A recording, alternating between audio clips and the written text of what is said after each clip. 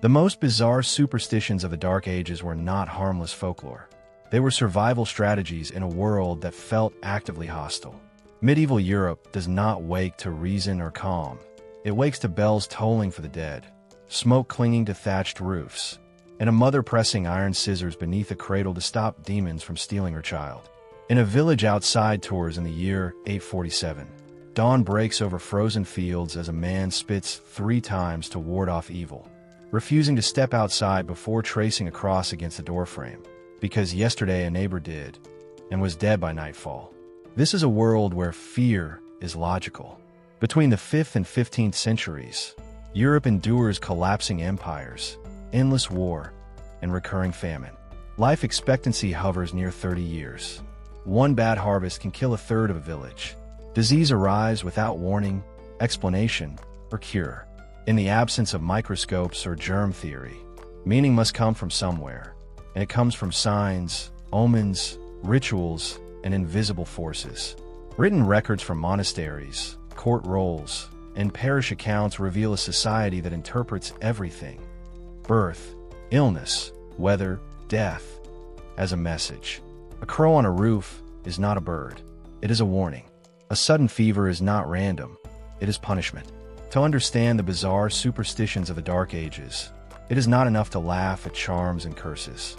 It is necessary to understand why holy relics were weighed like gold, why accused criminals plunged their hands into boiling water in 1095, and why entire communities believed the dead could crawl back from their graves. Archaeologists uncover iron amulets buried with children. Chroniclers describe priests blessing crops with animal blood. Medical texts prescribe prayers alongside bloodletting measured in ounces and lunar phases. These beliefs do not exist at the fringes of society. Kings delay battles because of unlucky dates. Judges sentence the accused based on whether they float or sink. Monks record eclipses as divine threats, not astronomical events. Superstition becomes law, medicine, and morality woven together, an invisible architecture holding society upright. This journey moves village by village, relic by relic, nightmare by nightmare, tracing how fear shaped belief and belief shaped power. By the time plague arrives in 1348 and kills nearly 40% of Europe, the groundwork is already laid. The superstitions of the Dark Ages do not simply explain the past. They reveal what humans do when the world stops making sense, and why reason is often the last refuge, not the first. The same fear that turned relics into lifelines now seeps into every hour of daily life. Once danger feels constant, the mind begins to search for patterns everywhere, and in early medieval Europe, patterns mean survival. By the 9th century, anxiety no longer arrives as a single disaster. It arrives layered. Famine pressing against war, war stirring disease, disease breeding rumor. What began as belief hardens into necessity, because without explanation, terror multiplies. The landscape itself offers no comfort. In 536, a volcanic winter darkened skies across Europe for more than a year, described by the historian Procopius as a sun that gave forth its light without brightness. Crops fail, livestock starve, entire villages vanish from records. By the time another major famine strikes and famine returns again and famine cycles like a drumbeat, the population has learned a brutal lesson. Hunger does not announce itself politely. It arrives suddenly, and when it does, no one knows why. In a world where a single cold spring can erase months of labor, explanation matters as much as bread. Meanwhile, violence never fully retreats. After the fall of Rome, borders blur and armies roam. Vikings raid along the Seine in 845. Magyar horsemen cut through villages east of the Rhine in the 10th century. Fortified towns rise not as symbols of power, but desperation. For peasants crouched behind wooden palisades, war feels like weather, unpredictable, uncontrollable, and devastating. Chroniclers record battles, but for most people, conflict arrives as smoke on the horizon and the sound of iron on doors. When soldiers leave, disease follows. Plague does not need to be named to be feared. Long before the Black Death, epidemics tear through Europe with no visible cause. Fevers burn children within days. Dysentery empties villages in weeks. In 664, the plague of Justinian resurges again in the British Isles, killing monks and kings alike. There is no concept of bacteria, no understanding of transmission. Illness appears moral, selective. Why this child and not that one? Why this house, spared while the next stands empty? Without microscopes, people turn inward and upward for answers. Illiteracy deepens the vulnerability. Fewer than 10% of Europeans can read, and almost all of them live in monasteries. Knowledge moves orally, mutating with every telling. A warning shouted in a market becomes a curse by nightfall. A priest's sermon becomes law because no written alternative exists. When monks copy text by candlelight, they choose what survives. Ancient medical knowledge fades. Folklore fills the gap. Survival becomes a patchwork of half-remembered Roman practices, Christian theology, and pagan customs stitched together by fear. In a small village near Pavia around the year 900, a cow collapses without warning. Within days, 3 more follow. The milk spoils. The fields go untilled. There is no veterinary science to consult, no weather data to analyze. Instead, the villagers search for signs. Someone remembers a stranger passing through. Someone else recalls an argument at the well. Soon, suspicion attaches itself to a widow who mutters to herself. The cow's death demands meaning, and meaning demands a culprit. This is how superstition flourishes, not from ignorance, but from pressure. Each belief offers a sense of control, however fragile. Amulets carved from bone promise protection. Iron wards off spirits. Words spoken in the wrong order invite disaster. Archaeologists uncover dozens of pierced coins and animal teeth buried beneath doorways. Silent evidence of rituals never written down. These objects are not curiosities. They are tools, as necessary as plows and knives. Yes, faith offers comfort, but it also sharpens fear. Christian doctrine teaches a universe alive with angels and demons, miracles and punishments. The unseen world presses close. A failed harvest may signal divine anger. A sudden storm could mark Satan's passing. The line between spiritual and physical danger dissolves. When lightning strikes a church tower, it is not physics, it is judgment. When a child convulses, it is not epilepsy, it is possession. The turning point comes quietly. People begin to act on belief, not only to explain the world, but to police it. Ordeals enter legal practice. In 1016, Emperor Henry II endorses trial by hot iron, trusting God to reveal innocence through unburned flesh. The logic feels airtight. God would not allow the righteous to suffer unjustly. The reality proves harsher. Hands blister, wounds fester. Survival becomes proof, not truth. Justice bends toward endurance. And yet, superstition does not erase rationality. It repurposes it. Medieval people observe carefully. They notice correlations, even if they misidentify causes.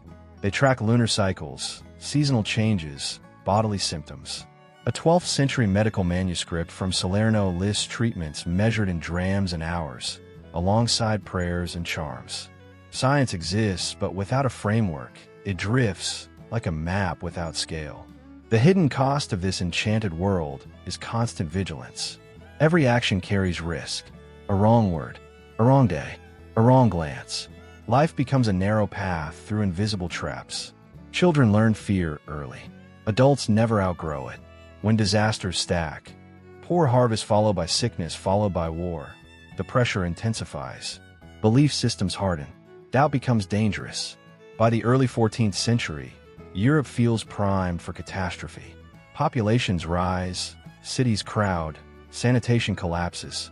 Trade routes stretch from the Black Sea to the Atlantic, carrying spices, silk, and something else, unseen. People cling tighter to rituals because they sense something approaching, though they cannot name it. Bells ring more often. Processions grow longer. Penitents march barefoot through streets, begging forgiveness for sins they cannot identify. What they do not know is that fear itself has prepared the ground. The habits formed in centuries of uncertainty, blame, ritual, scapegoating, are about to collide with a force so vast it will make every previous disaster seem small. By the time the first rumors drift west in 1347, Europe already believes the world is hostile, intentional, and watching. That belief will shape everything that follows, determining not just how people die, but how they decide who deserves to live. That belief will shape everything that follows, determining not just how people die, but how they explain why suffering chooses them. Fear, once a background hum, now sharpens into something with a face and a name. By the early Middle Ages, misfortune no longer drifts in unseen. It arrives with hoofprints, sulfur, and intent. The devil does not lurk at the edge of the world.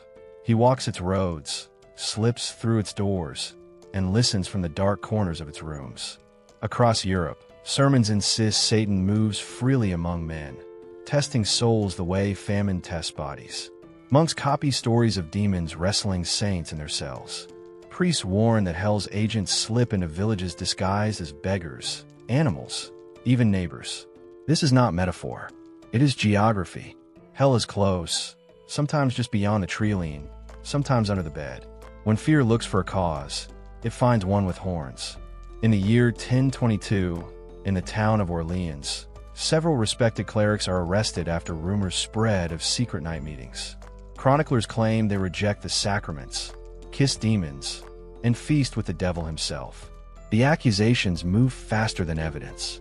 Within weeks, the men burn at the stake, flames licking the stone walls of the city while crowds watch in silence.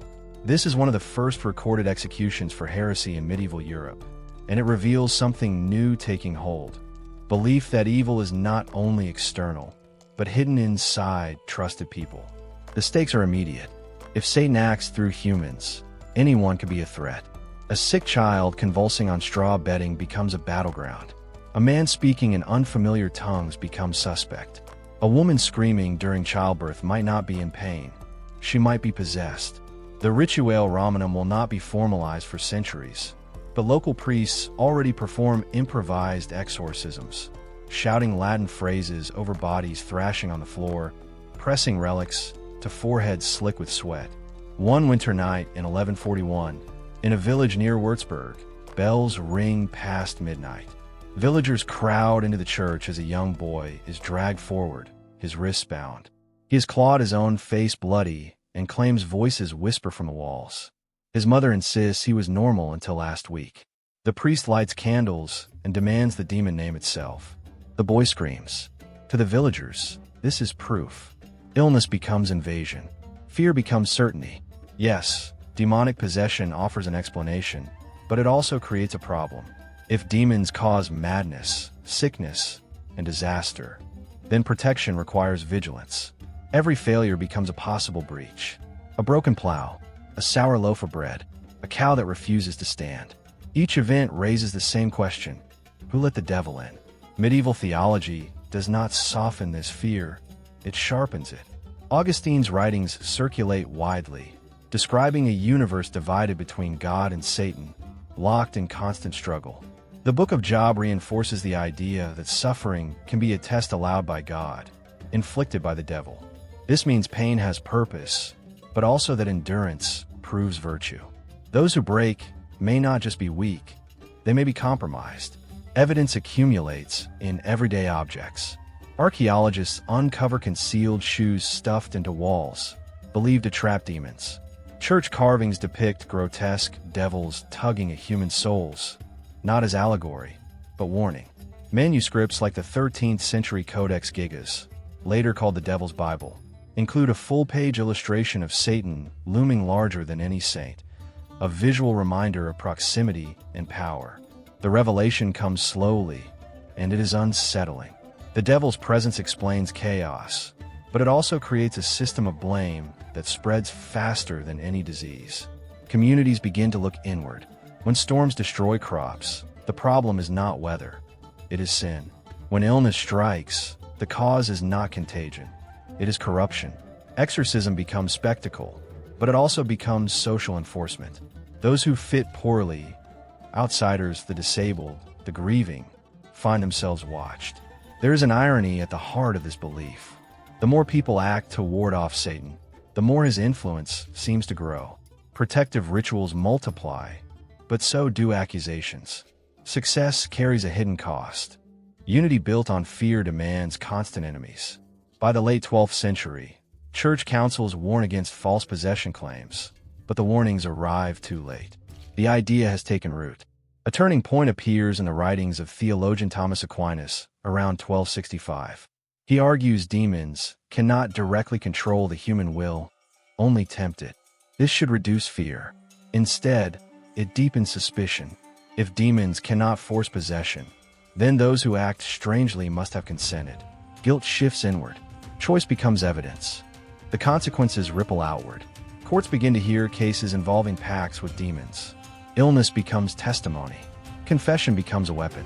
By the time inquisitors formalized procedures in the early 13th century, they inherit a world already trained to see the devil's hand everywhere. Torture is justified as extraction of truth from deception. Pain becomes purification. And yet, people keep believing because belief still offers something invaluable. Meaning, to say the devil caused a fire feels less unbearable than admitting randomness. To blame demons for madness feels kinder than admitting helplessness. In a universe without safety nets, supernatural logic holds society together like mortar between uneven stones. Meanwhile, parallel dangers converge. Trade expands. Cities swell. New ideas circulate alongside old fears. By 1300, Europe stands crowded, anxious, and convinced it lives under constant spiritual siege. People carry charms in their pockets and crosses in their hands, but also suspicion in their eyes. They believe evil walks among them because it feels true. Within decades, that belief will find a new target, more human, more visible, and easier to punish. The devil, once imagined in shadows and smoke, will soon acquire names, faces, and neighbors, and the line between possession and accusation will disappear entirely. That belief does not stop at the church door or the village gate. It follows people into their homes and waits for the most vulnerable moment of all. When evil is thought to wear human faces, birth itself becomes dangerous. In the hours before dawn, as candles gutter and midwives whisper prayers, fear gathers around the bed as thick as smoke. If the devil walks among men, then surely he watches the moment new life enters the world. In medieval Europe, childbirth already balances on a knife's edge. Between the 9th and 13th centuries, as many as 1 in 3 children die before their 5th birthday, and mothers often follow. Labor can last for days. Blood pools on rostrum floors. There is no anesthesia, no antiseptic, no understanding of infection. Survival depends on luck, strength, and the mercy of God. When a child emerges crying and whole, it feels like a miracle. When it does not, the search for meaning begins immediately. In 1186, in a village near Regensburg, a baby is born with a twisted spine and fused fingers. The midwife wraps the child quickly, her hands shaking, and carries it to the priest before the mother can hold it. By evening, word spreads. Some say the infant's eyes look too knowing. Others whisper that the mother missed Mass during Lent. The priest consults a copy of Augustine's City of God, then orders the bells rung, not in celebration, but warning. The child is baptized at once, urgency pressing against ritual, because if this is a sign, it must be answered before nightfall. The stakes feel enormous. Medieval belief holds that unusual births are messages. A child born with extra limbs, missing features, or ambiguous sex may signal divine anger or demonic interference. Chroniclers describe monstrous births with careful detail, sketching infants with 2 heads or animal traits in the margins of manuscripts. In 1254, the English monk Matthew Paris records the birth of a child with the face of a pig as an omen of political disaster. These accounts do not treat deformity as biology. They treat it as prophecy. Parents face impossible choices. To love such a child risks suspicion. To hide it risks damnation. To abandon it may feel merciful or necessary. In some regions, infants deemed changelings, believed to have been swapped by fairies or demons, are left at crossroads or church doors. Archaeological evidence from Ireland and Scandinavia reveals infant burials outside consecrated ground, bodies placed carefully but separately, suggesting grief tangled with fear. A common explanation offers comfort and cruelty at once. The changeling myth claims that supernatural beings steal healthy human babies and leave weak or deformed substitutes behind. This belief absolves parents of blame while denying the child's humanity. If the infant is not truly theirs, then rejection becomes protection. Medieval medical texts like the 11th century Trotula of Salerno attempt to explain birth defects through humors and maternal impressions, warning that a woman who looks upon frightening images may mark her child forever. The mother's body becomes both vessel and suspect. Yes, superstition offers reasons, but those reasons carry consequences. Once deformity signals sin, communities begin to watch pregnant women closely. A failed crop, a sudden storm, or a sick cow may later be linked to a monstrous birth months earlier. Cause and effect blur. Guilt travels backward. The child becomes evidence in a moral trial no one remembers agreeing to hold. The revelation emerges slowly, written not only in text but in bones. Excavations near medieval hospitals like Hôtel Dieu in Paris uncover skeletons of children with scoliosis, cleft palates, and rickets, buried with care, sometimes alongside devotional objects. These findings complicate the picture. Fear does not always erase compassion. Many families raise disabled children quietly, protecting them from public view. Superstition does not operate uniformly. It adapts, bending under love, tightening under pressure. Still, the broader pattern hardens. By the late 13th century, sermons increasingly frame abnormal births as warnings meant for entire communities. A child's body becomes a billboard for divine displeasure. This logic feeds public ritual. In 1307, records from Avignon describe a procession organized after the birth of a severely deformed infant. Townspeople walking barefoot behind relics to beg forgiveness for unspecified sins. The child survives only a few days, but the fear lingers far longer. The irony cuts deep. These beliefs arise from a desire to protect society, yet they fracture it instead. Mothers internalize blame. Fathers retreat into silence. Midwives learn to measure their words carefully. Even successful births carry tension. Every cry inspected, every limb counted. Joy feels provisional, like a loan that may be recalled without notice. And there is a hidden clock ticking. As cities grow and populations swell in the 14th century, births increase alongside anxiety. More children survive infancy, but more are also seen, compared, judged. Urban density amplifies rumor. A single unusual birth can ripple across neighborhoods within hours. Meanwhile, medical knowledge inches forward, but slowly, unevenly, and without authority to silence belief. By the time plague rumors begin to drift west from the Black Sea in the 1340s, Europe has already trained itself to read bodies as signs. Children, especially, carry symbolic weight. They represent future and punishment in equal measure. When disaster strikes, it will feel familiar, not because it is understood, but because it fits a story already told. What medieval people do not yet see is how easily this logic can shift. If a child's body can condemn a household, then an adult's body can condemn a neighbor. Physical difference becomes moral difference. Vulnerability becomes suspicion. The line that begins at the cradle does not end there. Within a generation, these habits of interpretation, this reflex to search flesh for meaning, will expand beyond birth and illness. They will attach themselves to behavior, to gender, to rumor. The fear that once hovered over the birthing bed will soon stalk the village square, looking not for omens, but for someone to accuse. That line does not stop at accusation. It keeps moving, slipping into glances, whispers, and silences. When bodies themselves become suspect, attention turns to the smallest actions. Who looks too long? Who smiles at the wrong moment? Who watches another's good fortune without joy? Fear narrows its focus. Evil no longer needs claws or horns. Sometimes, it needs only a pair of eyes. By the late medieval period, the most dangerous threat feels invisible. Fields fail without warning. Children sicken overnight. Strong men collapse in the road, blood seeping from the nose. There are no marks, no attackers, no weapons. So people search for intention instead. Across Europe, from Sicily to the Scottish Highlands, the same explanation takes hold. The evil eye. A look charged with envy. A gaze sharpened by resentment. Harm delivered without touch, faster than any blade. The stakes feel personal because the danger hides inside daily life. In 1298, in a market town near Siena, a merchant's prized ox drops dead hours after a rival inspects it too closely. The animal had been healthy that morning. By evening, neighbors whisper. The rival had complained openly about his own failing herd. He had stared. He had wanted. That is enough.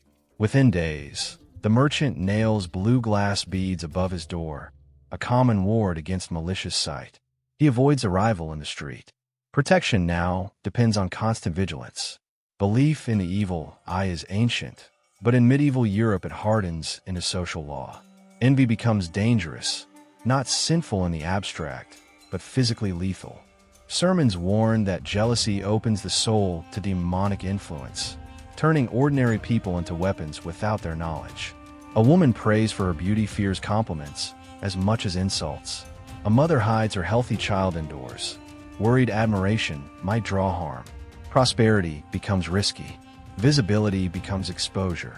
There's a mystery at the heart of this fear. Why does misfortune strike some and spare others?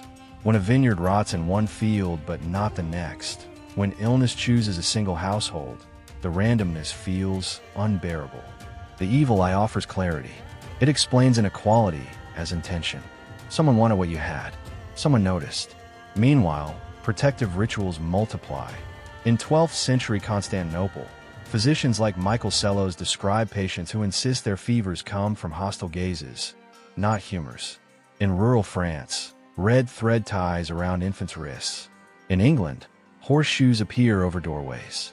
Archaeologists uncover amulets shaped like eyes, hands, and crescents buried beneath thresholds across Iberia and the Balkans. These objects form a silent map of anxiety, tracing where fear travels fastest. Yes, the Church attempts to moderate belief, warning against superstition, but it never fully denies the danger. Thomas Aquinas acknowledges in the 13th century that intense emotion, including envy, can cause harm, though he frames it as spiritual rather than physical. This nuance vanishes in daily life. What remains is suspicion. If harm can travel invisibly, then anyone can deliver it, intentionally or not. A scene recorded in 1312 in the city of Mainz captures the tension. A baker's wife accuses a neighbor of cursing her loaves after 3 batches collapse in the oven. The neighbor denies it, swearing on relics. The loaves remain flat. The baker faces ruin within days if he cannot sell. Under pressure, the town council orders a public reconciliation ritual. The accused woman must spit 3 times and recite a prayer renouncing envy. The loaves rise again. Relief spreads, but so does precedent. This is the revelation. Belief in invisible curses turns social friction into physical threat. Ordinary emotions, jealousy, resentment, grief, become suspect forces. Communities gain a way to manage anxiety, but they pay a price. Relationships strain under constant interpretation. Kindness risks misreading. Silence feels safer than admiration. And the logic keeps expanding. If a look can kill, then words can wound. Whispered curses gain power. By the 14th century, legal records in northern Italy and southern Germany include accusations of maleficium, harm caused through incantations, knots, or murmured phrases. A man who mutters at a rival's success may later be blamed for his death. Cause follows memory, not evidence. The irony deepens. These beliefs flourish most intensely during times of economic stress. As the climate cools during the early stages of the Little Ice Age around 1300, harvests grow unreliable. Competition increases. Envy sharpens naturally. The evil eye does not create tension, it weaponizes it. Success becomes isolating. Failure becomes contagious. Evidence of this fear survives in unexpected places. In London, excavations near the Thames uncover small lead tablets etched with names and symbols, folded and pierced. Cursed tablets adapted from Roman practice and still used into the medieval period. These objects blur the line between defense and attack. People do not only fear curses, they deploy them. Protection and aggression share the same tools. This creates a hidden cost. Once harm is attributed to envy, Addressing real problems becomes harder. Poor sanitation, spoiled grain, ergot poisoning, all produce symptoms easily blamed on curses. A headache becomes suspicion. A seizure becomes accusation. The unseen threat distracts from visible causes, even as suffering increases. By the time plague returns to Europe in the mid-14th century, these habits of thought are fully formed. When death spreads without pattern, people already know how to respond. They look for intention.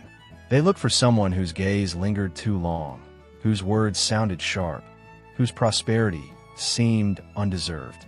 The evil eye provides a script, rehearsed for generations. What people do not realize is how easily this fear can escalate. If envy harms unconsciously, then denial means nothing. If curses travel invisibly, proof becomes irrelevant. Suspicion no longer needs evidence. It needs only coincidence, a glance, a memory, a story repeated often enough. Within decades, these beliefs will merge with older fears of demonic influence and newer anxieties about social order. The invisible curse will gain a visible agent. What begins as fear of a look will transform into fear of a person. And when that happens, the line between superstition and persecution will vanish entirely. That invisible threat does not fade. It concentrates. Once harm can travel without touch, it begins to look for a carrier. In the same villages where people learn to fear a glance or a whispered curse, certain figures start to draw longer looks themselves. They know the woods too well. They mutter while working. They walk at night. The danger, people begin to think, is no longer just what moves unseen, but who moves with it.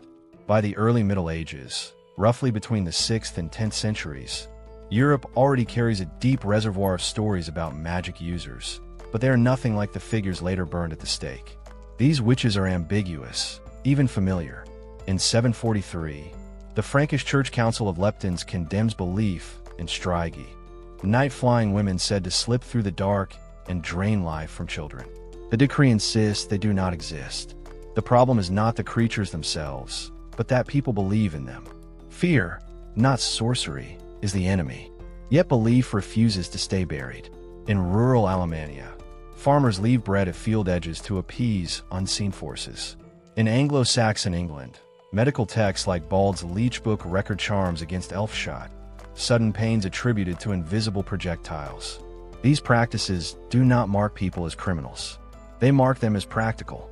Survival depends on using every tool available, whether prayer, herb, or spell muttered under the breath.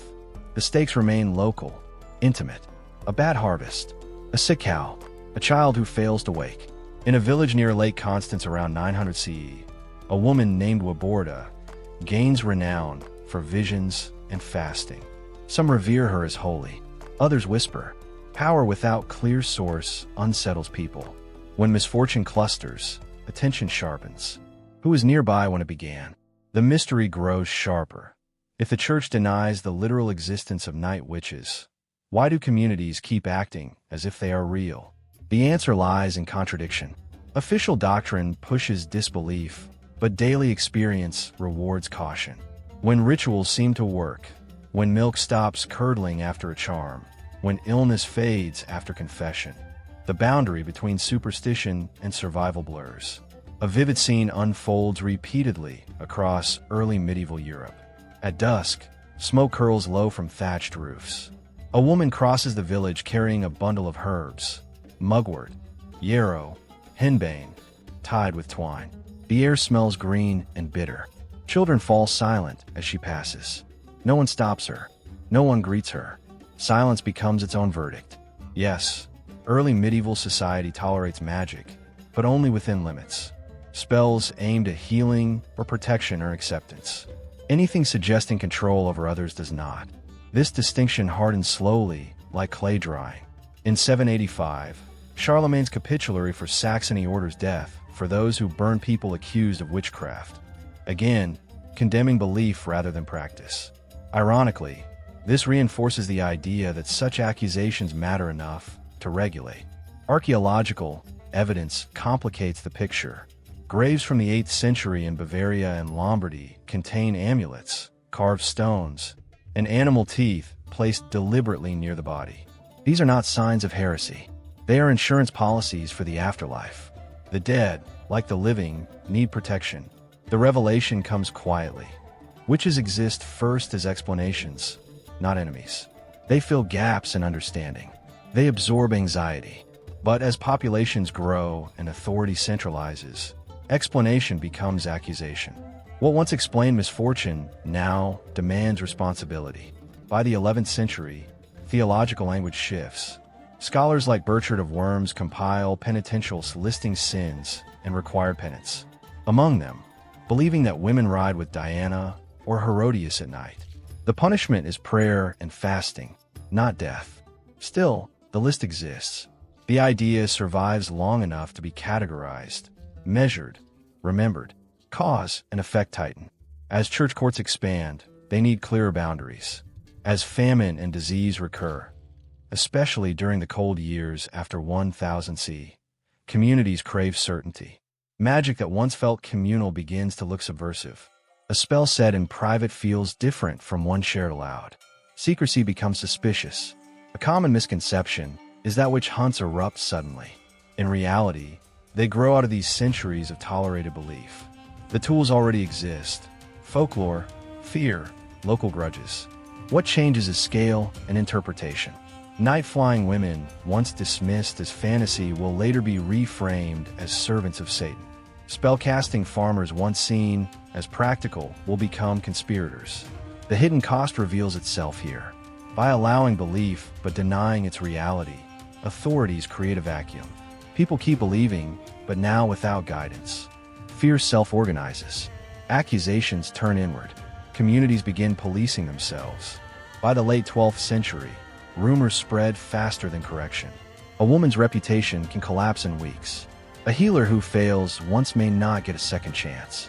The ticking clock tightens around those who live at the margins. Widows, the poor, the outspoken. What no one yet understands is how quickly these ideas can be repurposed. Legal language will soon absorb folklore. Theological debates will sharpen it. Once belief gains institutional backing, mercy shrinks. Within a few generations, the ambiguous figures of early medieval life, the night walkers, charm whisperers, gatherers, will be forced into a single category. And once that category forms, it will not remain quiet. The ground is already prepared. All it needs now is a spark. That spark does not land in empty ground. It falls on a world already trained to believe that power can lodge itself in objects, linger in places, and be transferred by touch. Once danger and protection feel invisible, the body itself becomes a vessel worth fighting over. Bones begin to matter. Blood begins to matter. Even cloth remembers holiness. By the 9th century, fear and faith converge around the dead. Not just any dead, the right dead. In Rome, pilgrims press toward shrines where marble slabs cover martyrs killed 6 centuries earlier. In Francia, monks argue in Camelot scriptoria over who possesses a finger of Saint Martin and who only claims one. Possession means safety. Possession means pilgrims. Pilgrims mean food, prestige, and survival. The stakes escalate quickly. In 828, 2 Venetian merchants steal the body of Saint Mark from Alexandria, hiding it beneath pork to evade Muslim inspectors. The relic arrives in Venice to ringing bells and public tears. A city gains a patron. A legend gains flesh. The theft is celebrated, not condemned, because relics want to be found where they can work miracles. Scenes repeat across Europe. At Conques, around 880, monks borrow the skull of Saint Foy from a neighboring abbey after years of careful infiltration. They swear the saint herself desired relocation. Within months, reports circulate. Blind eyes open. Chains fall from prisoners' wrists. Fevers break overnight. Gold and silver votives pile high, some weighing more than 20 pounds. The monastery flourishes. This creates a puzzle that no one can quite solve, but everyone exploits. If saints work miracles through their remains, how much of a saint is enough? A whole body? A tooth? A vial of blood the size of a walnut? The answer, in practice, becomes simple. Whatever you have works, if people believe it does. Relics turn portable. They ride into battle sewn into banners. They rest under altars measured carefully, so mass occurs directly above bone. By 1014, The German Emperor Henry II insists on relics beneath every consecrated church altar in his realm. No relic, no protection. The clock starts ticking for communities that lack them. Yes, church authorities try to regulate the trade, but regulation feeds demand. Councils issue lists of approved saints. Bishops authenticate remains with wax seals and Latin certificates. This only sharpens the market. Fraud grows sophisticated. In Cologne, at least 11 churches claim relics of the same saint by the 12th century. Contradiction does not weaken belief, it multiplies it. Archaeology reveals the scale. Reliquaries survive shaped like arms, feet, skulls. Gold leaf containers modeled precisely on the body parts they claim to hold.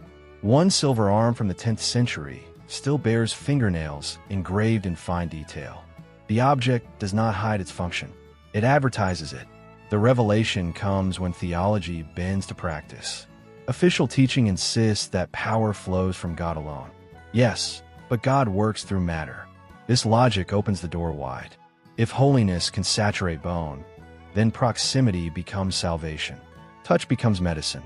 A drop of oil brushed against a relic and then swallowed can cure epilepsy. At least, that is what the records say. And the records are extensive. Miracle books from shrines like Canterbury and Chartres list hundreds of cases by name. A boy crushed by a cart in 1171 walks again. A woman paralyzed for 6 years rises after a night beside St. Thomas Becket's tomb. Skepticism exists, but quietly. Publicly, success matters more than explanation. The hidden cost appears slowly.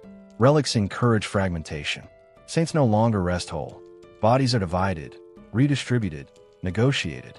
In 1231, Frederick II permits the dismemberment of Saint Elizabeth of Hungary, so multiple churches may benefit. Holiness becomes divisible, almost industrial. This means competition. Monasteries embellish stories. Miracles grow more dramatic. A healing must outshine the neighboring shrine's healing. Meanwhile, skepticism hardens among theologians who notice how closely miracles follow marketing. But even doubt fuels the system. Controversy draws crowds. Personal stakes sharpen the edge. For a peasant with a dying child, doctrine matters less than outcome. Knees bruise on stone floors. Coins clink into chests. Faith becomes transactional not because people cheapen belief, but because desperation demands certainty. Meanwhile, an unknown threat gathers alongside devotion. The line between holy and unholy matter blurs. If bones can heal, bones can also curse. If saints protect, their absence exposes. Communities without relics feel naked. This fuels envy, theft, and suspicion. Sacred objects begin to resemble the magical charms once condemned as pagan. By the late 13th century, rumors circulate of fake relics bleeding on command, of monks shaving splinters from bones to sell to travelers. The church responds with investigations, but each inquiry confirms how embedded the system has become. To dismantle, it would unravel social order. What no one yet grasps is how this obsession with physical proof of invisible power will be repurposed. The same logic that sanctifies bones will soon scrutinize living bodies. Marks, scars, unusual flesh. Everything will invite interpretation. By the time the 14th century dawns, Europe is thick with relics and thinner on certainty. Disease spreads faster than faith can contain. And when protection fails, when prayers and bones cannot stop death, attention will turn again to blame. The power once stored safely in reliquaries will leak back into fear. And when it does, the question will no longer be which bones save, but which bodies threaten. The fear does not vanish when bones fail. It looks for movement, for breath, for something that can still be watched. When protection slips through relics and prayers, the world itself begins to whisper again. And people listen closely to anything that moves without speaking. That same unease now fixes on the margins of villages and forests, on creatures that arrive unannounced and leave no explanations. Wings beat against night air, paws scratch at doors, eyes gleam where no fire burns. In a world trained to read signs, animals become sentences written by God, death, or something far worse. In the winter of 1048, in the village of Hildesheim, A dog howls through the night for 3 days without pause. Chronicler Lambert of Hersfeld notes it with discomfort. On the 4th morning, the village priest collapses at the altar and dies before noon. The timing seals the meaning. The howl was not noise, it was a warning. From that point on, every dog's voice after sunset carries weight. The stakes feel immediate because survival depends on interpretation. Crops fail without reason. Children sicken overnight. Lords die suddenly in bed. Animals notice what humans cannot, or so people believe. Ravens gather on church roofs before plague. Snakes slither into barns before fires. Cats linger where infants soon die. This belief runs deeper than folklore. In bestiaries copied meticulously between the 12th and 13th centuries, animals function as moral diagrams. The physiologist describes the raven abandoning its young, linking it to spiritual neglect. Wolves symbolize the devil not because they kill, but because they do so unseen. Knowledge hardens into expectation. A scene repeats across Europe. In 1199, near the Abbey of Cluny, a black cat crosses a pilgrim's path at dawn. He stops. He hesitates. He turns back. That afternoon, a bridge downstream collapses under a mule train, killing 3 men. The pilgrim survives because he obeyed the sign. The story spreads faster than the truth ever could. But here the mystery sharpens. Animals behave as they always have. Cats hunt. Dogs howl. Ravens scavenge. Why does meaning cling so tightly to their movements now? Part of the answer lies in proximity. Animals share space, but not language. They see at night. They hear what humans cannot. This makes them perfect messengers. In 1233, Pope Gregory IX links black cats explicitly to heresy in the papal bull Vox in Rama, describing ritual killings involving demonic felines. Theology descends into fur and bone. Archaeology supports the shift. In England, cat skeletons discovered beneath thresholds date to the 13th century. Protective burials meant to trap evil. The animal absorbs fear, so the house does not have to. Protection and threat blur into the same shape. The revelation comes when contradiction becomes policy. Animals are feared because they warn of doom, but also because they might cause it. A raven does not just announce death, it may summon it.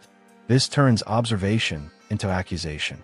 In 1314, during a famine in northern Italy, towns record organized culls of dogs blamed for spreading misfortune. Bells ring to signal hunts. By removing the sign, people hope to erase the future. It does not work. Hunger deepens. The cost becomes visible only afterward. Yes, animals function as symbols, but they also become scapegoats. When disease spreads faster than explanation, animals absorb blame. Pigs get accused of witchcraft. Serpents become agents of Satan rather than symbols of Eden. A living ecology becomes a courtroom without defense. This belief feeds back into human behavior. Farmers alter planting schedules based on bird flight patterns. Armies delay marches if horses balk at bridges. In 1066, the Anglo-Saxon Chronicle recorded a comet and many birds of strange kind before King Harold's death.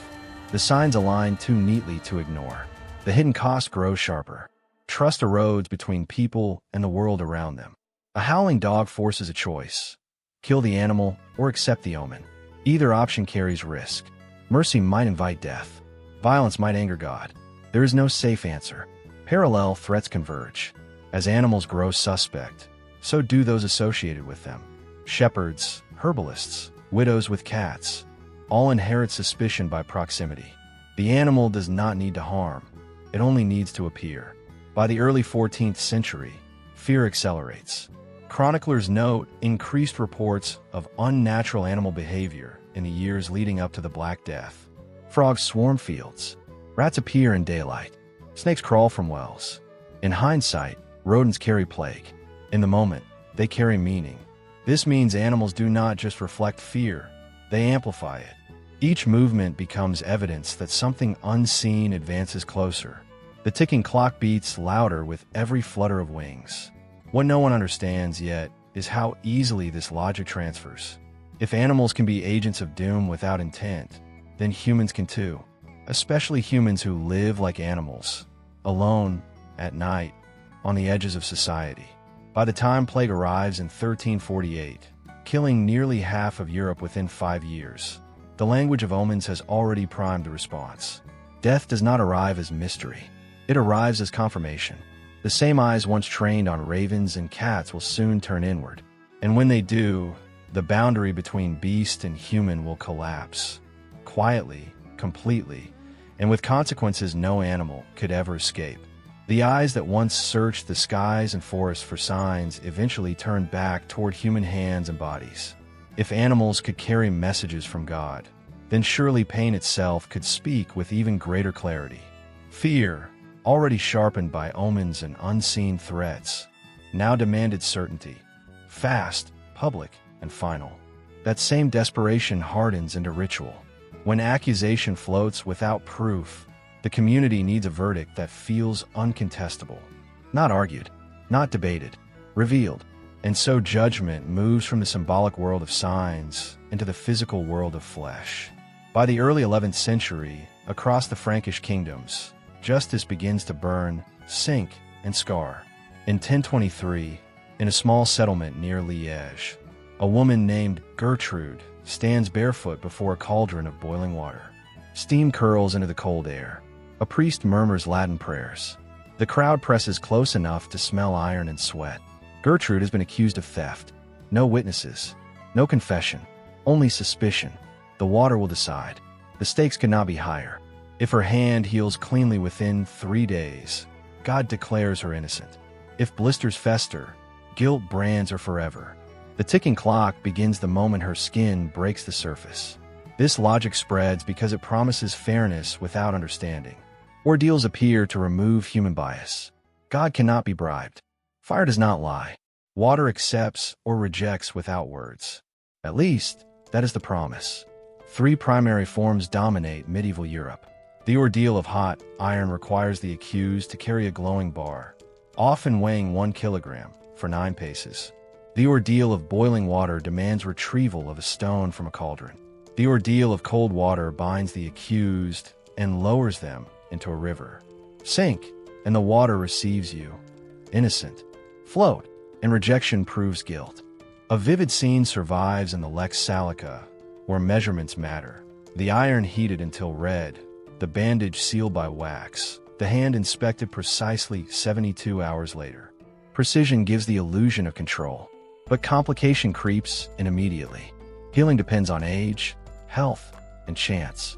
Priests control prayers, timing, and inspection. Communities control interpretation. The ordeal does not remove human judgment. It disguises it. In 1118, in Magdeburg, a young man accused of murder survives the water ordeal by sinking quickly. He lives, but the victim's family refuses the result. Violence follows anyway. The ordeal settles nothing it was meant to end. Here the revelation sharpens. Yes, ordeals claim divine authority, but they function as social theater. They reassure the watching crowd that order still exists. Pain becomes proof not because it reveals truth, but because it satisfies fear. Primary sources expose the tension. Bishop Agobard of Lyon writes angrily in 829 against water ordeals, calling them superstition masquerading as faith. He warns that God does not submit to tests. His words circulate, but practice continues. Fear outweighs doctrine. Archaeological evidence confirms the scale. Skeletal remains from 11th century burial grounds near Prague show healed fractures and burn scars consistent with ordeal injuries. Survival does not equal vindication. Bodies carry the record long after verdicts fade. The irony deepens. Those most likely to endure ordeals, young, strong men, appear more innocent by survival. The weak, elderly, and sick fail disproportionately. Justice tilts toward the physically resilient. God's will begins to resemble biology. This creates a hidden cost. Communities trust ordeals because they seem impartial, but the system quietly selects its victims. Women accused of adultery, serfs accused by lords, outsiders accused by neighbors. Choice vanishes. Refusal often equals confession. A difficult decision emerges again and again. Submit and risk death. Refuse and guarantee it. There is no path without loss. Meanwhile, the practice spreads beyond theft and murder. By the late 12th century, Ordeals appear in cases of sorcery, heresy, and blasphemy. Invisible crimes demand visible suffering. Pain fills the gap where evidence cannot reach. Then comes the turning point. In 1215, at the Fourth Lateran Council, the Church officially bans clerical participation in ordeals. Priests may no longer bless irons or waters. Without God's representative, the ritual loses legitimacy. But the fear does not disappear. It mutates. Local courts scramble. Without ordeals, they need new ways to extract certainty. Confession becomes central. Interrogation intensifies. Where fire once spoke, instruments now ask questions flesh cannot refuse. The consequence unfolds slowly. Torture chambers replace riverbanks. Ropes, racks, and thumbscrews take over where boiling water once stood. The logic remains identical. Pain reveals truth. Only the method changes. By the time inquisitorial courts formalized procedures in the 13th century, the groundwork has already been laid. Communities have learned to accept suffering as evidence. They have learned that innocence must hurt to be believed. What no one fully understands yet is how this lesson will echo forward. Trials meant to remove superstition will refine it. Systems designed to prevent chaos will institutionalize it. Within decades, accusations grow more complex. Crimes no longer involve stolen goods or broken laws, but broken souls. And when guilt moves inward, pain follows. The ordeal never truly ends. It only learns to speak in new ways. The night had barely swallowed the last echoes of clanging iron from the ordeals when another kind of fear began to stir. Quiet, invisible, and intimate. If fire and water had judged the body, dreams now judge the soul. That same anxiety that drove people to grasp at tangible proofs of guilt or innocence extended into sleep, where visions could be as binding as law or priestly command. A merchant's son in Rouen might wake, pale and trembling, having seen his father struck down by an invisible sword, and the household would act as if the dream itself were prophecy. 300 miles away, a nun in Cologne would rise from a night haunted by serpents coiling around her bed, interpreting each scale as a warning of sin or betrayal. Across medieval Europe, the realm of sleep had become a theater of divine messaging, demonic whispers, and moral reckoning, where the line between warning and temptation blurred with every flickering candle. By the turn of the 12th century, dreams held stakes as high as any ordeal. Nobles, merchants, monks, and peasants alike consulted texts and clerics, desperate to decode visions before fate struck. One preserved case from 1134 recounts Count Waleran of Limburg, who dreamed of a black raven alighting upon his castle tower, its eyes burning like coals. He consulted the local priest, who interpreted it as a harbinger of siege and death. Within weeks, Waleran's walls faced an invading force from the Rhine. The vision had arrived like a ticking clock, a warning delivered while the world slept. In monasteries, scribes compiled dream manuals, recording thousands of symbolic signs: lions for courage, rivers for passage, coffins for mortality. Yet each interpretation came tangled with uncertainty. Was the message from God, angels, or demons? Who could translate a vision faithfully without the risk of error or manipulation? One evening, in the Abbey of St. Gall, a young novice named Hildegard awoke screaming. Flames and serpents twisted through her chamber, as though the air itself had solidified into warning. The abbot, illuminated by the flicker of oil lamps, traced letters from the Onira Critica across parchment, murmuring, "The Lord speaks in the silent hours, yet the devil mimics his voice." Each movement of Hildegard's hands, each pulse of her fear, became part of the interpretation. If she flinched or hesitated, the reading skewed. If she resisted, the dream might be demonic. The personal stakes were enormous. A misinterpreted vision could lead to penance, exile, or spiritual ruin. The unknown threat was not always external. It often lurked in the folds of one's own subconscious, where guilt and desire masqueraded as angels or demons. The obsession with decoding sleep brought complexity and contradiction. Yes, visions were divine, but no, they were not infallible. Yes, God might warn through dreams, and yet, As scribes warn repeatedly in marginal notes, the devil also walks in shadows. Laypeople and clergy alike navigated this delicate balance, treating sleep as a battlefield between celestial instruction and infernal deceit. The texts themselves became evidence, as much as the visions. Manuscripts from the 12th and 13th centuries, some bound in goat hide with annotations in red ink, reveal layers of interpretation. A crow in one parish might signify plague, while in another, conquest. A flooded chamber portended death for the nobleman, but financial ruin for the merchant. The multiplicity of meanings heightened tension. Each dream demanded rapid assessment, yet each assessment carried the danger of error. Archaeological traces complement the textual record.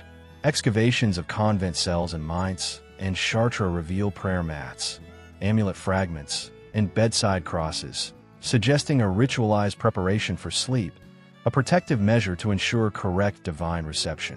Priests and abbots instructed the faithful to consume bread blessed at Vespers, or to place holy relics beneath their pillows, weaving precautionary measures into the very act of dreaming. These artifacts testify that dreams were not passive experiences. They were cultivated and guarded, approached with the same seriousness as political alliances or military campaigns. Dreams demanded attention, and inattention could invite catastrophe. Consider the case of William of Poitiers in 1167, who reported repeated visions of a white stag, bleeding yet serene, crossing his estate at dusk. Each night's dream expanded upon the last, forming a narrative that William shared with his steward and chaplain. The revelation was twofold. First, dreams could communicate complex moral instruction. Second, the dreamer's own actions, interpretation, confession, ritual observance, could influence the outcome. A vision did not merely predict events. It imposed a moral imperative, shaping choices in waking life. Yes, dreams could warn, but no, they did not guarantee clarity. One misreading might condemn the body or soul, while correct discernment might prevent calamity. The interplay of fear, hope, and interpretation created a tension that pulsed day and night, linking the invisible realm of sleep to the visible world of action. By the late 12th century, the culture of dream interpretation had spread beyond monasteries into courts and city halls. Judges and rulers consulted dreamers before battles or treaties. Scribes recorded visions in chronicles alongside wars and famines. But the unknown threat remained ever present. If the dream came from the devil, obedience might bring disaster instead of salvation. Tensions escalated when multiple dreamers offered conflicting messages, or when visions foretold events no one wished to acknowledge. Political rivals exploited dreams as evidence of divine support or condemnation, weaponizing subconscious experience. The personal stakes, reputation, inheritance, life, and death intersected with communal anxiety. Dreams were no longer private whispers. They had become instruments of consequence. This period also incubated skepticism. Philosophers and clerics began questioning whether dreams represented divine truth, human imagination, or demonic trickery. Yet even skepticism could not silence the urgency. Visions arrived with the immediacy of a ticking clock, demanding interpretation before action. Within months, estates could be fortified, alliances renegotiated, or penances undertaken, all in response to nocturnal instruction. The practical reality of life in medieval Europe, the fragility of harvests, disease, and war, gave dreams a weight that purely rational discourse could not match. But what no one yet fully grasped was the long arc of consequence these visions would carry. The meticulous recording of dreams, the codification of symbols, and the entwining of moral judgment with subconscious experience would echo through centuries. By the Renaissance, dream manuals influenced medical thought, artistic expression, and political strategy. Dreams had become a language with its own grammar, yet always threatening miscommunication. Every vision contained a question, guidance or deception, warning or temptation. Every dream carried the possibility of revelation and the certainty of uncertainty. And so the watchers of sleep continued their vigil. Candles flickered beside pillows, prayers were whispered into the darkness, and eyes scanned parchment margins for insight. What came next would stretch the boundary between divine message and human interpretation, testing the fragile line between wisdom and folly. Dreams, once private and ephemeral, were now forces with power over decisions, fortunes, and fates. And in the trembling hours before dawn, when visions lingered and the world still slept, the next revelation waited, its truth veiled, its consequences inevitable. The fever had not yet broken when the villagers gathered outside Brother Anselm's cottage, torches casting flickering shadows across mud-slick streets. That same desperation that had driven them to plead for divine messages now turned toward the healer's hands. While monks debated the correct prayers to safeguard the soul, Anselm prepared his tools: a cup of bloodletting leeches, a pouch of crushed herbs, and a small iron charm engraved with a cross. The sick child writhed beneath blankets stiffened by sweat, and neighbors whispered that the wrong move could kill more surely than the illness itself. Across the empire, similar scenes unfolded. Astrology charts unfolded beside hearths, fumigation smoke curling under rafters, and fingers pressed to foreheads as if touch alone could draw out unseen forces. Medicine, in this era, was less science than a precarious negotiation with heaven, the stars, and the shadows that lingered in between. By the early 13th century, this negotiation had become ritualized yet chaotic. Physicians trained in Montpellier or Salerno might consult both Galen and the latest astrological tables, timing bloodletting to the moon's phase or the ascendant of Mars. In 1216, records from the Abbey of St. Victor recount an outbreak of dysentery in Paris. Every household attempted remedies simultaneously. One peasant woman, Isolde, stuffed garlic into her child's mouth while reciting a charm that promised protection from unseen demons. Nearby, a local barber surgeon drew blood from a man's arm, mumbling that removing a tainted humor would save him from the plague's reach. Smoke from burning room mingled with incense. The acrid scent clung to cloaks and walls. Stakes were both literal and symbolic: life or death, divine favor or condemnation. And yet, complication arose from the very multiplicity of methods. Which cure worked? Which angered the heavens? Which was secretly a conduit for malevolent spirits? No one knew, and that uncertainty magnified fear. In the marketplace, a traveling healer named Matthew displayed a curious array of remedies: jars of crushed beetles, feathers of birds said to ward off evil, and a book of planetary tables marked in crimson ink. A man approached, clutching a trembling wife, her skin pale as unbaked clay. Matthew traced her pulse, consulted the stars, and whispered a prayer while sprinkling powdered roots over her chest. The operation lasted less than an hour, but the ritual's stakes lingered for weeks. Would she recover, or would the blood of the universe demand a price? The personal risk amplified every action. One misstep in the timing of an astrological sign, one misplaced charm, one failure of faith could nullify the cure entirely. Even success carried hidden cost, for superstition and ritual demanded constant repetition, lest illness or misfortune return. Healing, in this world, was a gamble with both human and divine consequences. The revelation of these practices emerges not merely from anecdote, but from evidence preserved in manuscripts, hospital records, and archaeological finds. A 13th-century medical codex in the Bibliothèque Nationale de France prescribes bloodletting on Tuesdays under a waning moon to expel excess bile. Excavations of the Hospital of Saint-Jean in Liège uncovered ceramic bowls with traces of herbal compounds: sage, wormwood, and belladonna, sometimes layered with soot or powdered mineral.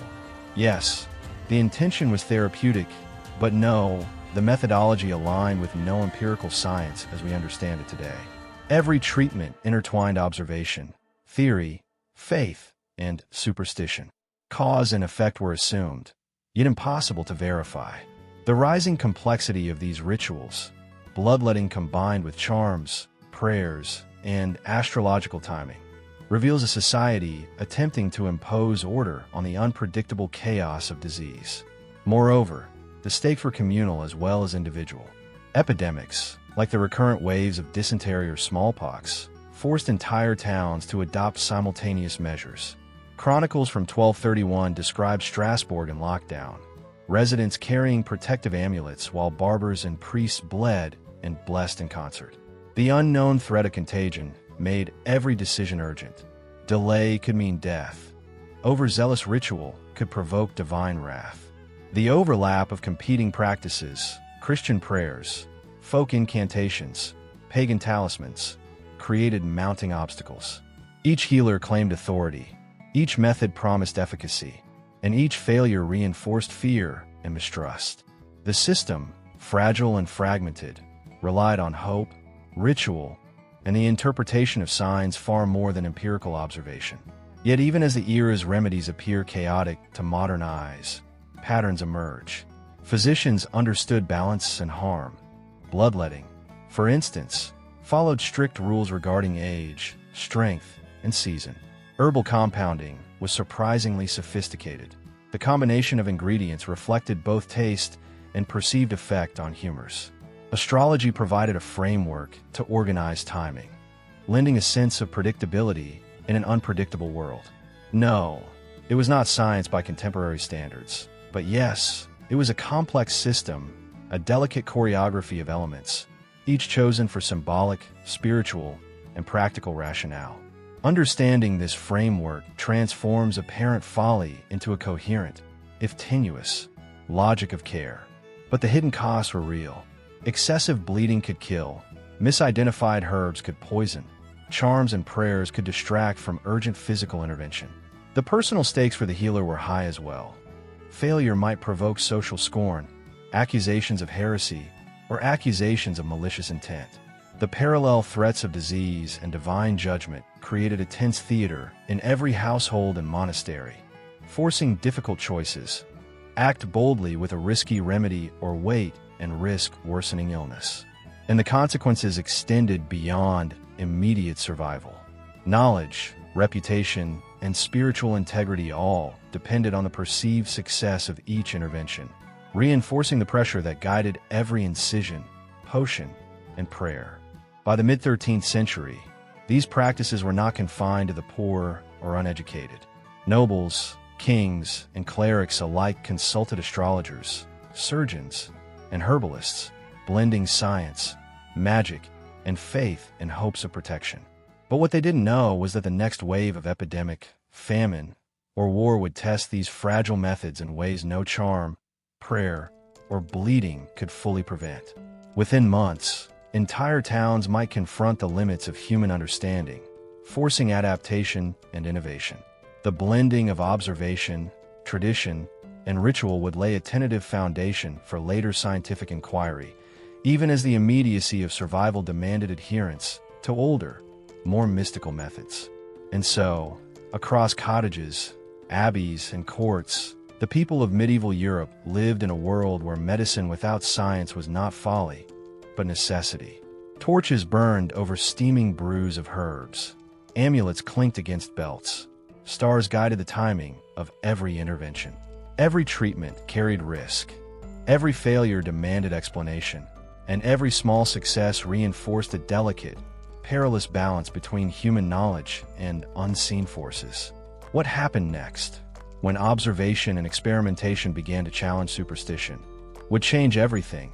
But for now, the dance of blood, herbs, prayers, and stars continued, leaving fate suspended in hands both human and divine. The trumpets had barely faded when King Philip surveyed the battlefield from the parapets of his tent. That same fear that had driven his knights to pray for divine favor now compelled him to consult a different kind of authority. The omens, the signs woven into the very fabric of chance. Across the camp, soldiers adjusted charms tied to their armor. Rabbits' feet, polished stones, strips of cloth blessed by priests. Horses stamped nervously, their breath misting in the early morning chill, while ravens wheeled overhead, black silhouettes against a pale dawn. Victory in battle, in this age, depended as much on spiritual alignment as on swords or strategy. 300 miles away, in a castle near Poitiers, another ruler traced symbols on parchment, calculating the stars' influence on the coming skirmishes. Fortune, divine or capricious, held a power the strongest knights could not ignore. By the year 1214, superstition had infiltrated every level of martial life. Knights carried tiny reliquaries into battle, believing that a fragment of a saint's bone could deflect a mortal blow. Chroniclers from Normandy recount that Sir Guillaume de Montfort refused to mount his horse until a black cat crossed his path from left to right, a sign, he insisted, that luck would shield him in combat. In a camp outside Bouvines, men huddled around fires, consulting augurs and astrologers as they mapped the movement of planets against the timing of the attack. Stakes could not have been higher. A single misreading of the stars, a neglected charm, or a forgotten ritual might cost not only the life of a soldier, but the outcome of the entire campaign.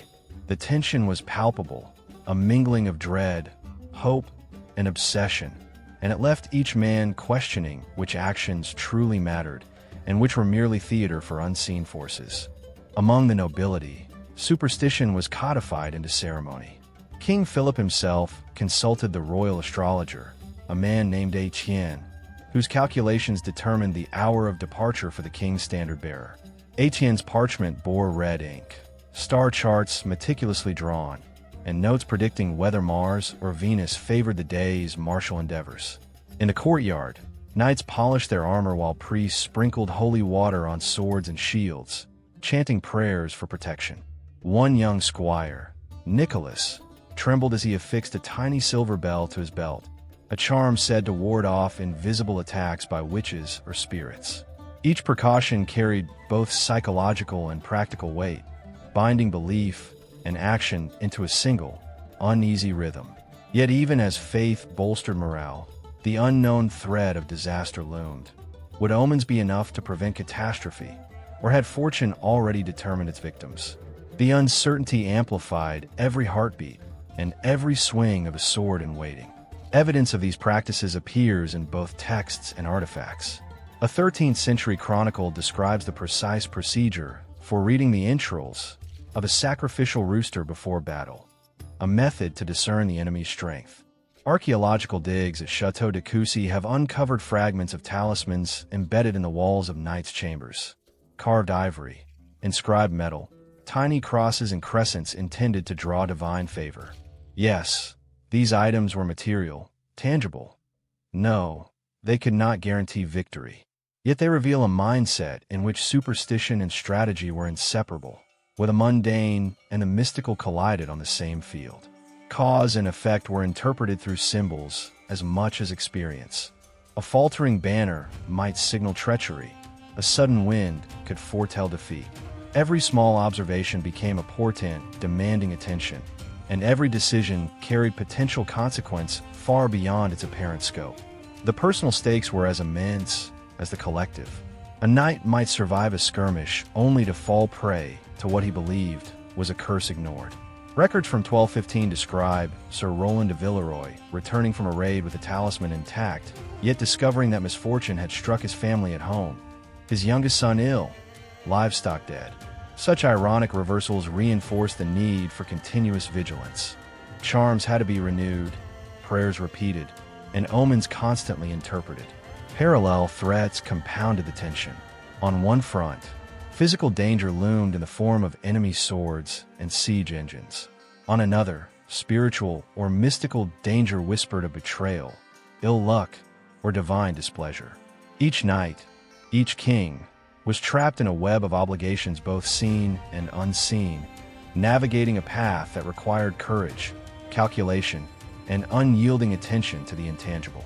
By studying these rituals, historians uncover layers of intent and adaptation. Knights were not merely superstitious. They were operating within a structured worldview in which luck, divine favor, and personal bravery intertwined. Documents from the Battle of Bouvines reveal that Philip's standard-bearer refused to march until a specific constellation appeared, delaying engagement by 3 hours, a decision that may have shifted the battle's rhythm. Similarly, relics and charms functioned as psychological stabilizers, reinforcing cohesion and confidence even when outcomes remain uncertain. No, superstition was not a sign of ignorance alone. Yes, it shaped behavior and decisions with measurable impact, both on morale and on the choreography of warfare. Understanding this framework transforms what might appear as irrationality into a coherent system of risk management under extreme uncertainty. But the hidden cost was real. Over-reliance on omens could paralyze action. Misinterpreted signs could lead to fatal hesitation. A single misread augury might doom a regiment or entire army. And yet, kings and knights continued to place faith in charms, stars, and prophetic dreams. Within the court, astrologers and seers grew influential, their counsel shaping campaigns, treaties, and alliances. The personal and political stakes intertwined. A ruler's reputation, a family's legacy, even the survival of a realm depended as much on the proper observance of signs as on swords and shields. The mounting obstacles of interpreting the unseen threatened to overshadow the very battles they prepared to fight. By the following spring, Philip's campaign revealed both the efficacy and the peril of superstition. Troops trained in martial skill, but guided by omens, moved in rhythms dictated as much by the stars as by strategy. Success came at a hidden cost.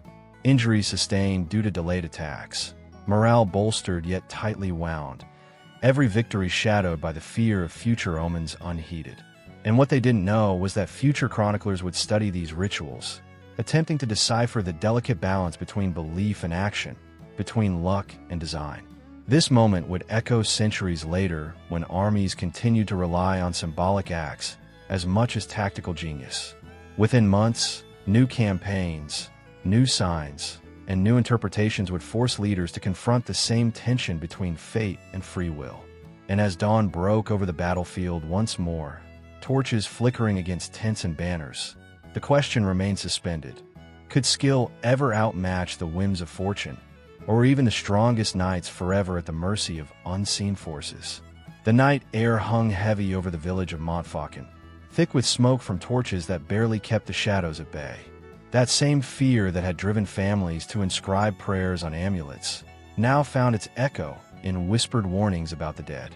Graves, freshly turned, seemed to breathe in the moonlight, and the soft rustle of wind through the yew trees carried more than the scent of damp earth. It carried possibility. Villagers spoke of lights flickering in empty windows, of figures glimpsed in the mist near the cemetery, and of the groan of coffins unsettled by unknown hands.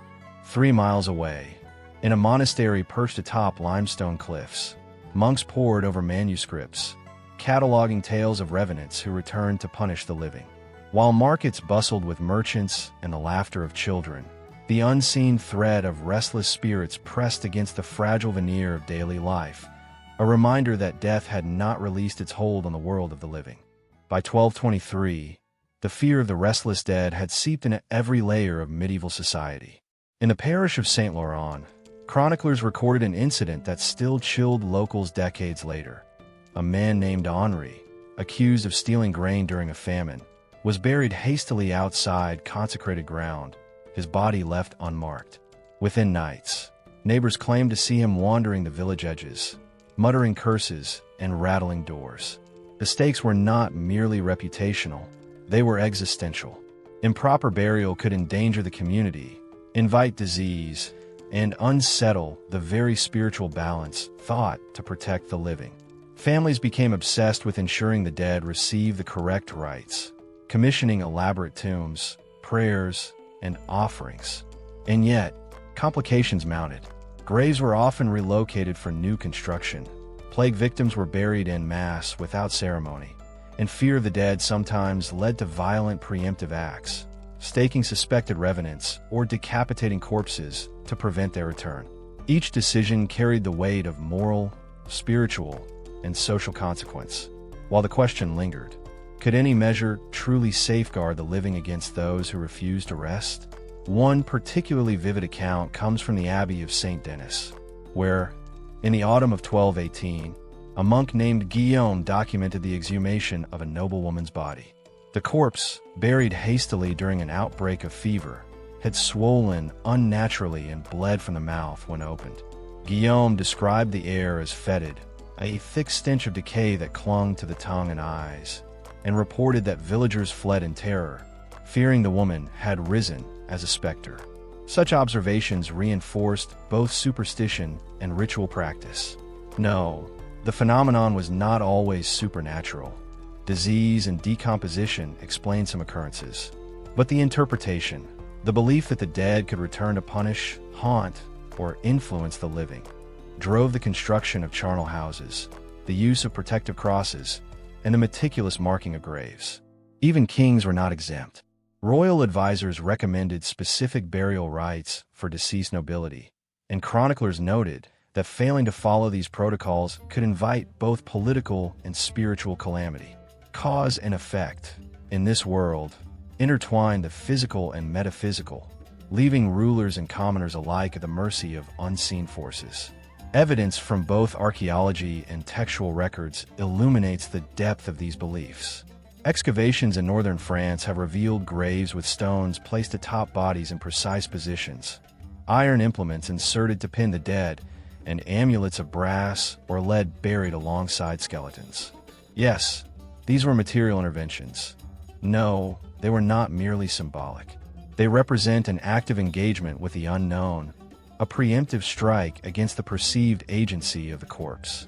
Primary sources like the Chronica Majora of Matthew Paris detail cases where corpses reportedly attacked the living, leading to community-sanctioned measures of exhumation and destruction. The interplay between observation and interpretation created a feedback loop. Reports of ghostly activity justified stricter burial practices, which in turn shaped subsequent legends.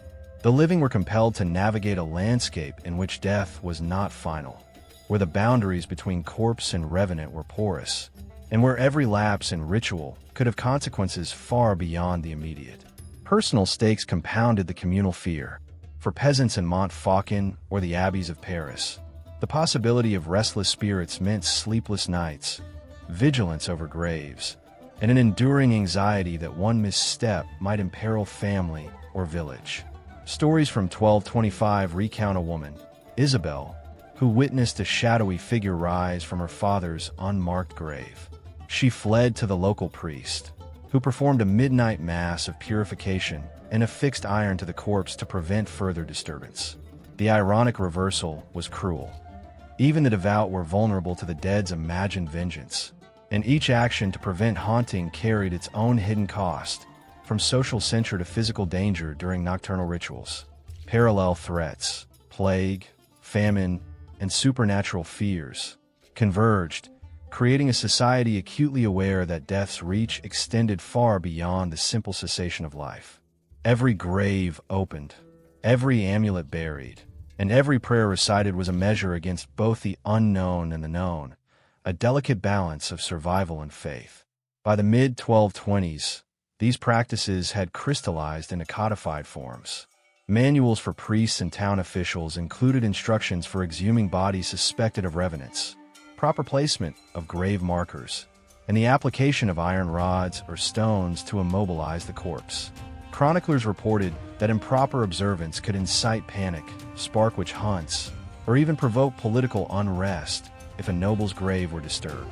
Communities, therefore, faced a ticking clock, ensuring that the dead were properly interred before decomposition, plague, or other crises compromised spiritual safeguards. But the unknown threat of the dead remained. Not every restless spirit was detected in time. Not every grave could be monitored. The stakes, moral, spiritual, and social, remained unrelentingly high, and the living were forced into continuous, meticulous negotiation with forces beyond their understanding. Within months, tales of the restless dead would intersect with other anxieties, disease, famine, and war. By the following spring, villagers in regions like Brittany and Champagne were performing elaborate burial rites for entire families, while chroniclers documented new cases of revenants allegedly wandering the countryside. What they didn't know was that these fears, recorded in parchment and stone, would echo for centuries, shaping attitudes towards cemeteries, corpses, and the boundary between life and death. As night fell once more over Montfaucon, torches flickered in the wind, shadows stretched long across graves, and the question remained suspended in the damp air. Could the dead ever truly rest, or the living forever haunted by those who refuse to leave? The moon had barely cleared the horizon when the bells of Saint Pierre echoed across the frost-bitten fields of Champagne. That same dread which had haunted families over restless spirits now found new shape in numbers and dates, in sequences of symbols carved into stone thresholds and painted above doorways. Villagers avoided the market on the third day of the week, whispered of ominous 13ths in the town ledger, and crossed themselves when a comet streaked overhead. While merchants counted coins and knights ready to armor for distant skirmishes, unseen arithmetic governed life. The belief that numbers could carry blessing or doom, pressing against the fragile certainty of daily existence. 3 winters had passed since a devastating fire leveled a neighboring town, and chronicles noted how misaligned dates and neglected protective symbols had allegedly invited calamity. Fear, once tethered to corporeal threats, now found abstraction in patterns, in the sacred geometry of survival. By 1217, the obsession with sacred numbers had become a societal axis. In the village of Vézelay, records detail a craftsman named Etienne, whose careful calculation of a roof's support beams included 12 iron nails. No more, no fewer, to align with the lunar cycle. The stakes were not merely architectural. Superstition dictated that an incorrect number could anger unseen forces, summoning misfortune or disease.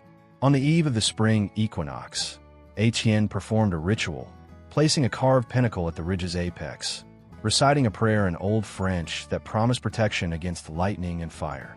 But the winds rose unexpectedly, bending timber and shaking the scaffolding, an ironic reversal that left workers clinging to beams for their lives.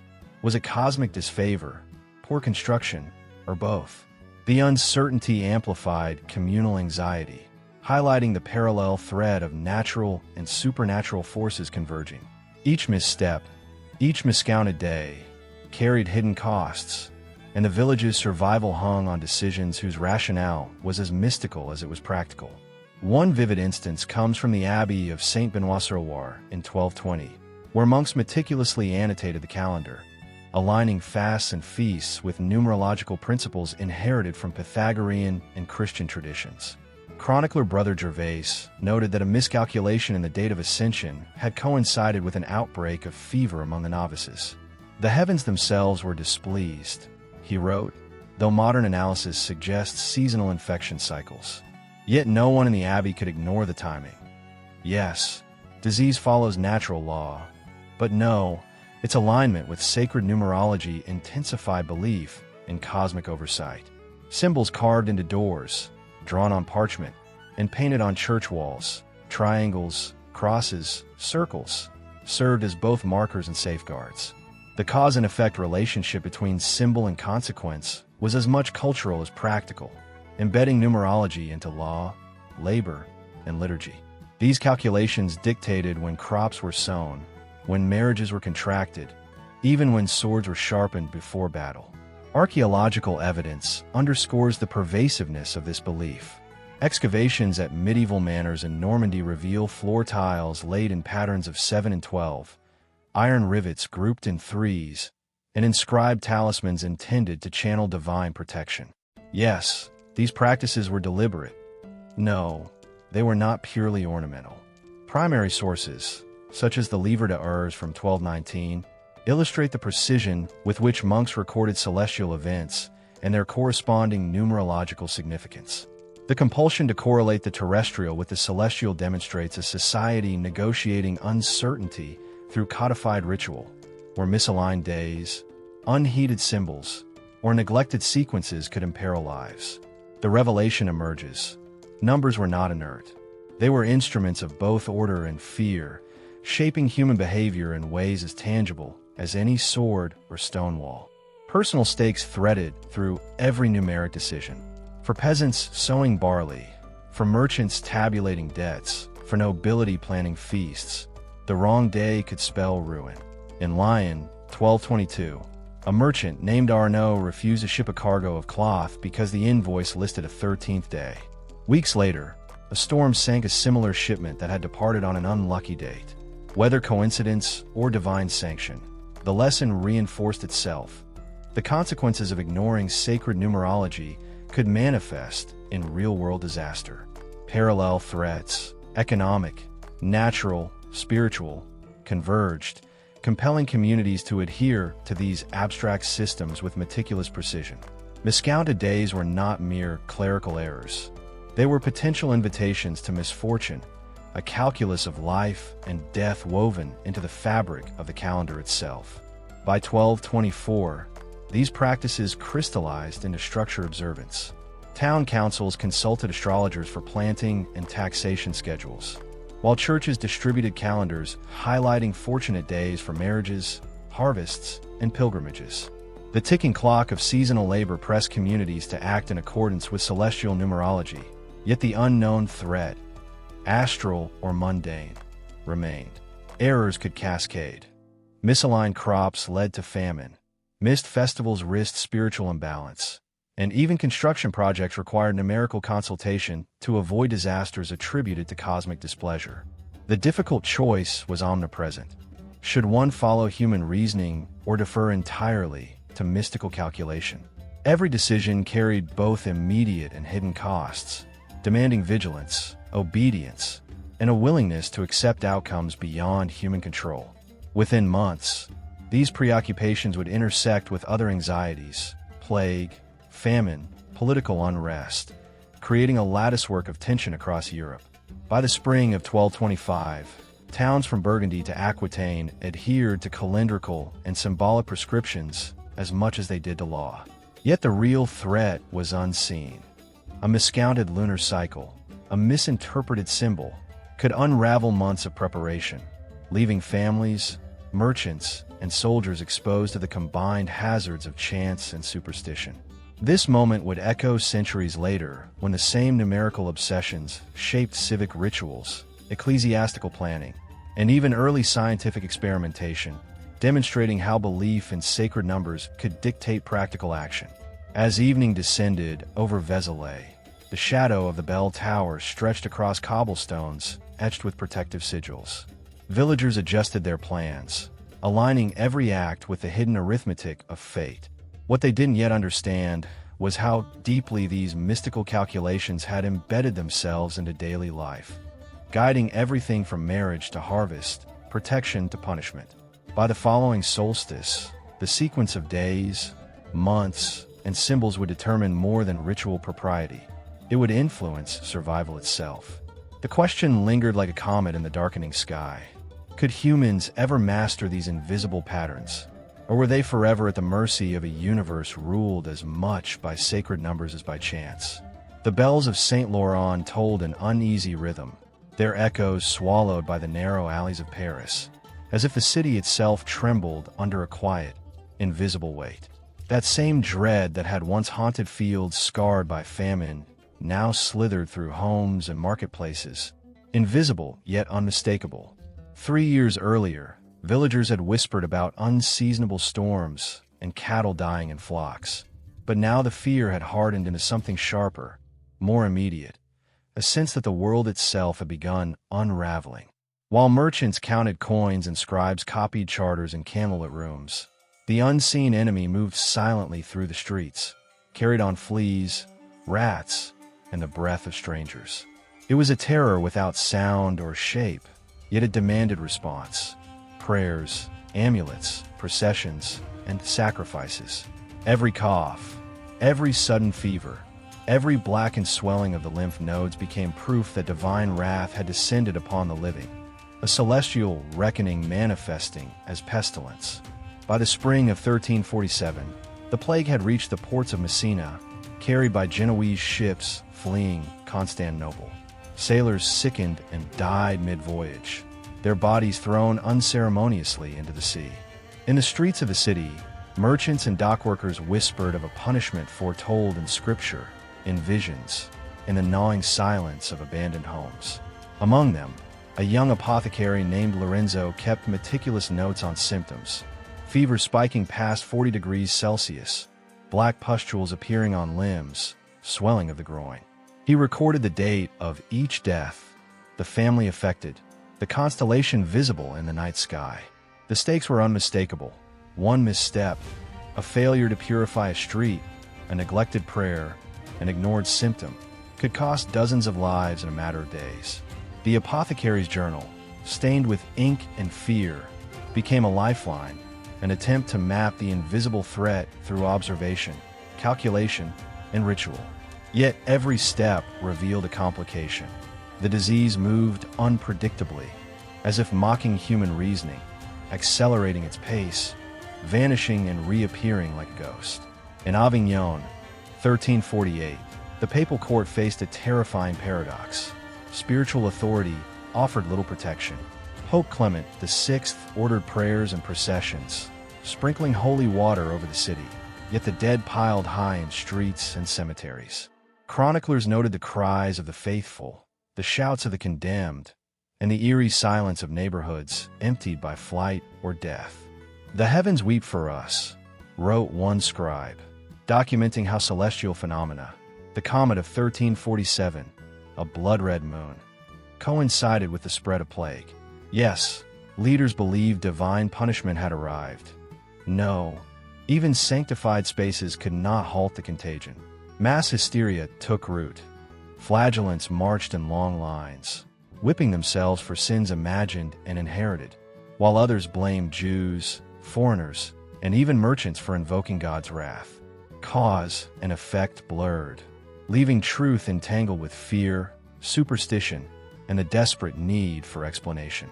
This convergence of mortality, theology, and misapprehension created a social pressure cooker, amplifying both personal and communal stakes. Archaeological and historical evidence offers insight into this chaos.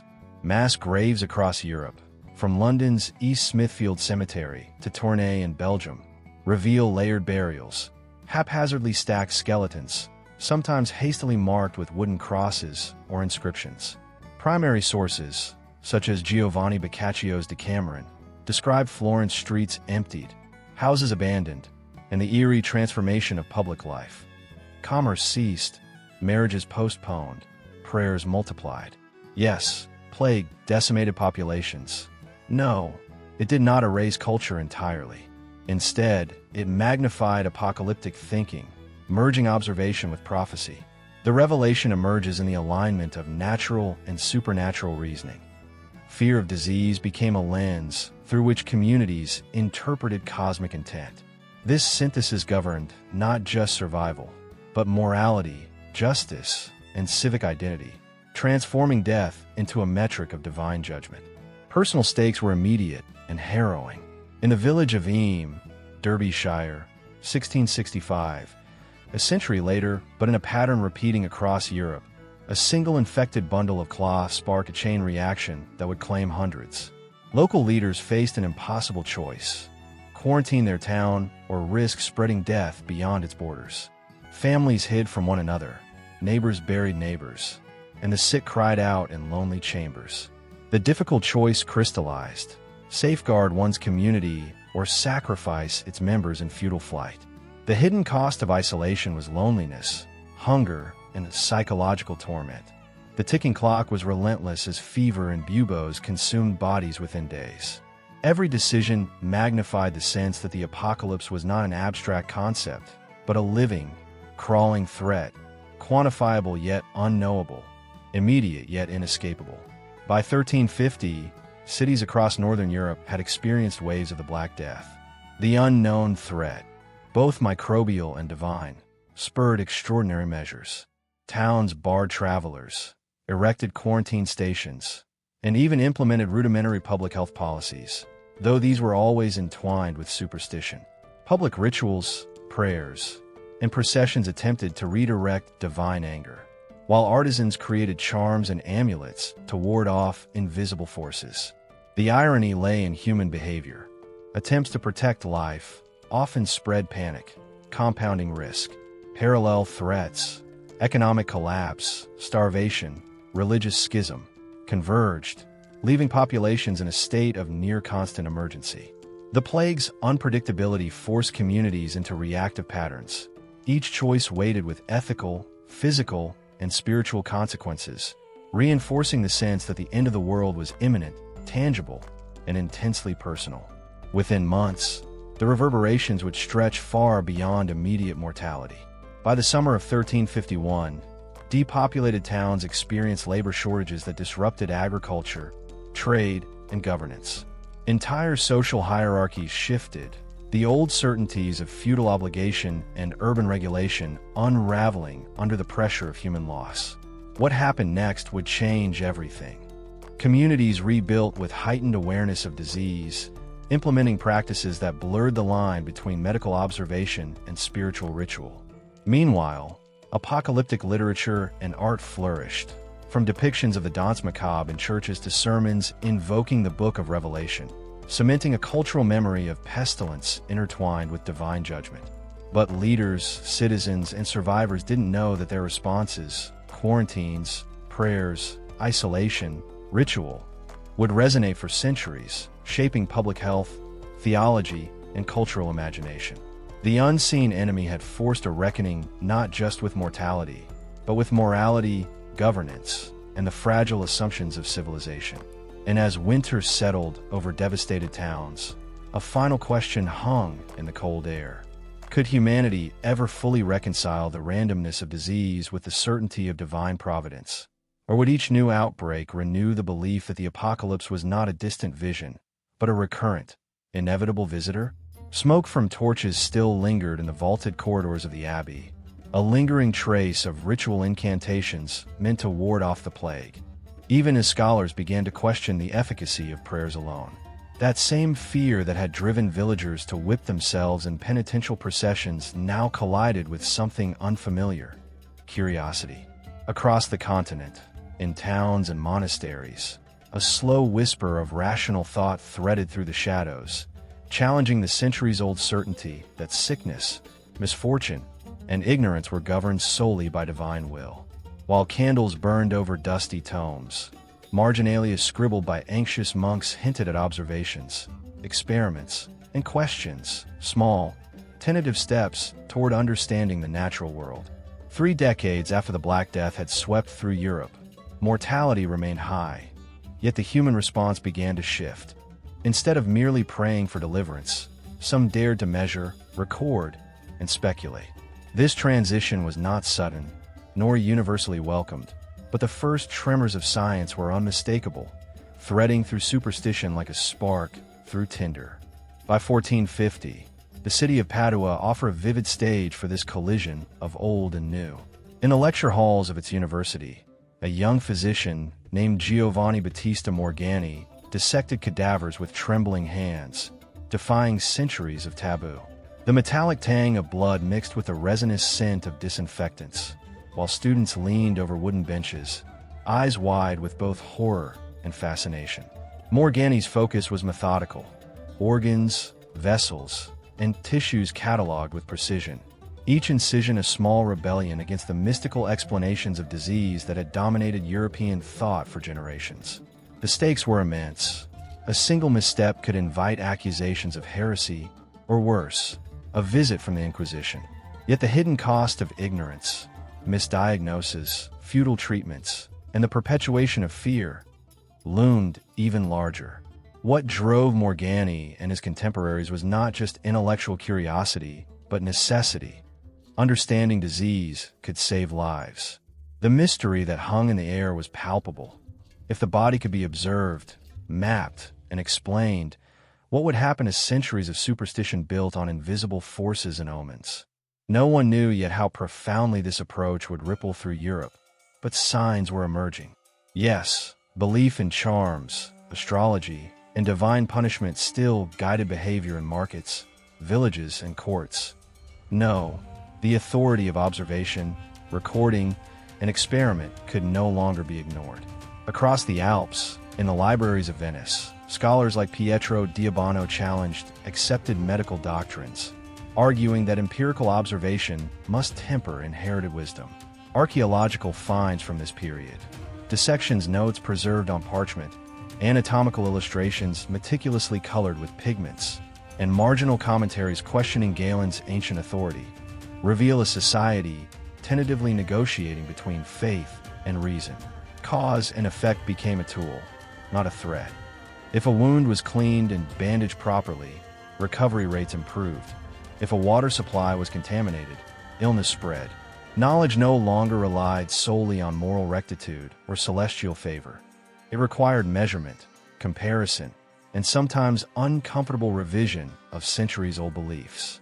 Each discovery deepened the mystery of human anatomy, microbiology, and epidemiology, proving that superstition could coexist with inquiry, at least temporarily, in a society still steeped in fear. In Florence, 1493, another turning point crystallized these tensions. A physician named Luigi Cornaro, already famous for advocating moderation in diet, documented case after case of plague survivors, meticulously noting symptoms, treatments, and outcomes. He contrasted these observations with the advice of astrologers and holy men, showing that outcomes often had little to do with celestial alignments. The personal stakes were evident. Patients' lives depended on whether physicians could rely on observation rather than ritual. Cornaro's contemporaries found themselves at a crossroads: continue invoking mystical cures or adopt practical interventions, each choice carrying moral, spiritual, and social consequences. The ticking clock of mortality pressed relentlessly against the slow accumulation of knowledge, forcing difficult choices daily. Parallels across Europe, Amsterdam, Paris, Krakow, revealed mounting obstacles, entrenched superstition, political resistance, and the social weight of tradition. The irony was stark. The very fear that had stifled scientific inquiry for centuries now motivated the search for reliable solutions, revealing that necessity can accelerate the evolution of thought. By the early 16th century, the Renaissance had begun to illuminate Europe's intellectual landscape. Anatomical theaters, like those in Padua and Bologna, became arenas where observation replaced ritual. Primary sources, Vesalius de Humani Corporis Fabrica, detailed woodcuts of bones and organs, and letters between physicians debating experimental methods, offer compelling evidence of this transformation. Yes, superstition persisted, particularly in rural areas where priests and charlatans still dictated responses to illness and misfortune. No, urban centers, academies, and courts increasingly relied on demonstrable evidence. The cause and effect logic of science reshaped medicine, education, and governance. Observing plague patterns, experimenting with surgical techniques, and recording data gave European society a new framework. The universe could be understood, predicted, and, perhaps, controlled. Each breakthrough, however, revealed hidden costs: social unrest among those who felt threatened by change, condemnation from religious authorities, and the ever-present danger of misapplication. Within months of adopting new methods, medical practices shifted dramatically. Universities incorporated dissections into their curricula, printing presses multiplied access to knowledge, and physicians began advocating public health measures based on observation rather than omens. But Europe did not fully grasp the implications. Centuries of superstition, fear, and divine interpretation remained woven into culture, ready to reassert themselves whenever uncertainty returned. What happened next would change everything. The gradual triumph of rational thought over mystical reasoning laid the groundwork for the scientific revolution, creating a society that valued evidence over ritual, measurement over magic. And yet, those early practitioners, scribes, and observers did not know the full extent of their influence. Their journals, anatomical drawings, and lectures became the foundation for modern medicine, epidemiology, and even civic policy, but only through centuries of persistence, debate, and occasional conflict. This moment would echo centuries later when empirical methods would challenge every assumption inherited from medieval superstition. The tension between fear and reason, ritual and observation, continued to shape lives and beliefs, making the path forward both promising and precarious. By the spring of 1543, when Vesalius' work reached the wider public, the inexorable movement from superstition to science had begun, but whether society could fully embrace it remained uncertain. In those fragile, ink-stained pages, the future trembled. The world was learning to think, yet it still feared what it could not see.